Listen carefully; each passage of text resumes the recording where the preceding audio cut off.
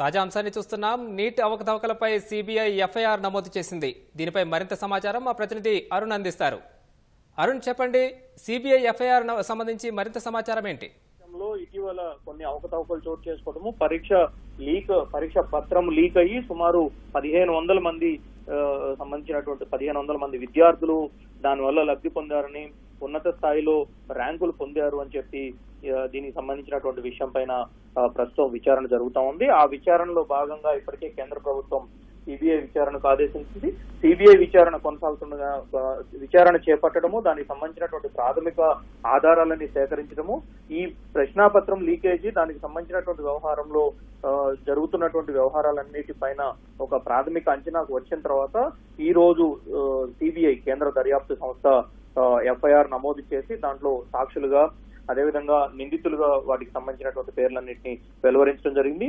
దీనిలో భాగంగానే ఈ మొత్తం విచారణలో భాగంగానే బీహార్ లో కొంతమంది స్టూడెంట్స్ ని అరెస్ట్ చేయడము, అదేవిధంగా రాజస్థాన్ లో మరికొంతమంది స్టూడెంట్స్ ని అరెస్ట్ చేయడము, ఈ విధంగా అనేక పరిణామాలు చోటు చేసుకున్నాయి. ఈ నేపథ్యంలోనే ఒకవైపు సుప్రీంకోర్టులో నీటికి సంబంధించినటువంటి వ్యవహారం పైన విచారణ జరుగుతుండగానే సిబిఐ విచారణకు కేంద్ర ప్రభుత్వం ఆదేశించింది. దానిలో భాగంగా కొంతమంది స్టూడెంట్స్ ని అరెస్ట్ చేయడము, వారి నుంచి సేకరించినటువంటి సమాచారం ఆధారంగానే ప్రాథమిక స్థాయిలో వచ్చినటువంటి సమాచారాన్ని ఆధారం చేసుకుని సిబిఐ దర్యాప్తును ముమ్మరం చేయడం కోసం తదుపరి చర్యల్లో భాగంగా ఫస్ట్ ఇన్ఫర్మేషన్ రికార్డ్ ని నమోదు చేసి దానికి సంబంధించినటువంటి దర్యాప్తును మరింత ముమ్మరంగా చేపట్టబోతుంది.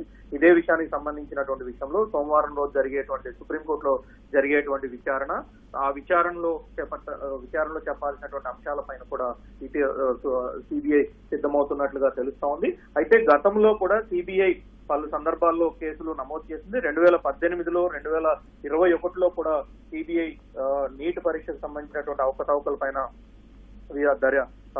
ఎఫ్ఐఆర్ నమోదు చేసి దర్యాప్తు చేపట్టింది. ఆ తర్వాత దర్యాప్తుకు సంబంధించినటువంటి ఎటువంటి పురోగతి చూపించలేదు.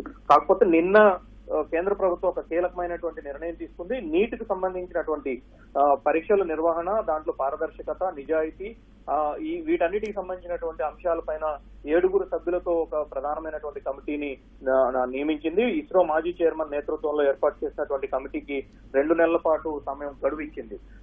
ఈ పరిణామాలన్నీ చోటు చేసుకుంటున్న తరుణము, ఒకవైపు సుప్రీంకోర్టులో విచారణ, మరోవైపు కేంద్ర ప్రభుత్వం పరీక్షల విధానాన్ని మరింత పటిష్టం చేయడం కోసం నిపుణుల కమిటీని నియమించడము, ఈ పరిణామాలు చోటు చేసుకుంటున్న క్రమంలోనే కేంద్ర ప్రభుత్వ విజ్ఞప్తి మేరకు సిబిఐ కేసును దర్యాప్తు చేస్తూ దర్యాప్తులో భాగంగా ఈ రోజు ఎఫ్ఐఆర్ నమోదు చేసి మరింత ముమ్మరంగా దర్యాప్తును ముందుకు తీసుకువెళ్లేందుకు సిద్ధమైంది.